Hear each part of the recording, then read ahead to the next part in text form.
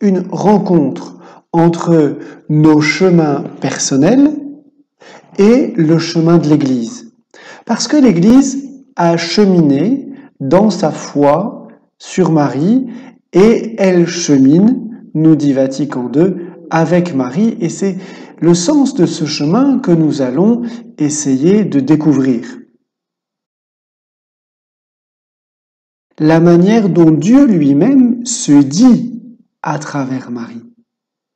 C'est aussi le regard qu'il va poser sur cette femme de Nazareth. Ce regard de Dieu sur Marie, c'est ce regard sur la plénitude de grâce qui est en elle. Et c'est bien ça que veut regarder la théologie mariale. Elle ne veut absolument pas séparer ce qu'est Marie, qui est Marie, de sa source, qu'est Dieu, qui la regarde, qui l'a choisie et qui lui donne sa mission. Le premier lieu de ce chemin est la Bible, au travers de 5 couplets de récits évangéliques, formant chacun 2 versants inséparables d'une même réalité, l'Annonciation et la Visitation, la Nativité et l'Épiphanie, la présentation au temple et le recouvrement au temple, les noces de Cana et la rencontre ratée de Jésus et de sa mère, et Marie à la croix et Marie au cénacle. Jésus affirme la véritable grandeur de sa mère, c'est celle d'être disciple. Elle enfante le Verbe fait chair parce qu'elle est la première disciple qui accueille fidèlement la parole dans son cœur. Vous avez pour une part l'Annonciation et Marie qui accueille la parole de l'ange et qui dit oui pour toute l'humanité. Et l'Esprit Saint qui descend sur Marie. Et à la croix, l'Esprit Saint qui descend sur Marie, et Marie qui maintient, dit Vatican II, son consentement, et qui en maintenant son consentement au pied de la croix, devient mère non seulement du Christ, mais mère du disciple, femme, voici ton fils, et à travers ce disciple, c'est une maternité qui s'étend à tous les disciples du Christ. Mère du Christ, mère de l'Église. Le deuxième lieu de ce chemin est celui de la prière de l'Église. Suivant l'adage « Lex orandi, lex credenti ». La loi de la prière, c'est la loi de la foi. L'Église n'a pas toujours eu les mots pour expliciter sa foi en Marie. C'est pour cela que le dogme de l'Immaculée Conception arrive après bien des tourments théologiques et il est proclamé en 1854.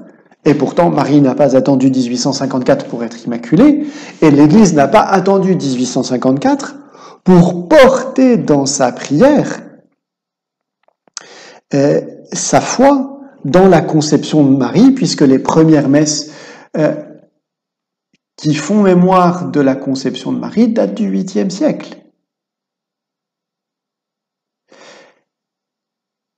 Donc une chose est ce que l'Église porte dans sa foi et dans sa prière, et une autre est ce que l'Église va devenir capable d'expliciter dans les dogmes de la foi. Et là, encore, c'est tout un cheminement marial que l'Église va faire progressivement. La progression de l'affirmation de la foi sur Marie. Un double ancrage christologique et ecclésial. Le Concile d'Éphèse n'a pas pour objet de parler de Marie, mais de parler du Christ. Donc croire et affirmer que Marie est mère de Dieu, c'est garantir l'authenticité et la véracité de l'incarnation du Christ. Et donc l'objet du dogme de Marie, mère de Dieu, il est d'abord christologique. Marie, elle est la figure de l'Église et elle est un membre de l'Église. Et dans le mystère de l'Assomption se réalise la vocation de toute l'Église et la vocation de tous les croyants d'entrer dans la plénitude de la communion avec Dieu. Et cet ancrage christologique, au point de départ, cet ancrage ecclésial. Ce double ancrage de la théologie mariale est la garantie de l'authenticité de la foi de l'Église en Marie. Le Moyen-Âge, un développement du culte marial. La maternité de Marie à l'égard de chacun des croyants va avoir de plus en plus de place. Se déploie à partir de ce moment-là une relation extrêmement personnelle, voire individuelle, du croyant avec Marie. Du XVIe siècle au XXe siècle, une insistance sur la gloire de Marie. Le Concile de Trente, qui, pour répondre aux questions de Luther et aux contestations de Luther sur la médiation de l'Église, sur la médiation de Marie, va insister sur cette médiation, va insister jusque dans l'art chrétien sur l'importance incontournable de la médiation de Marie.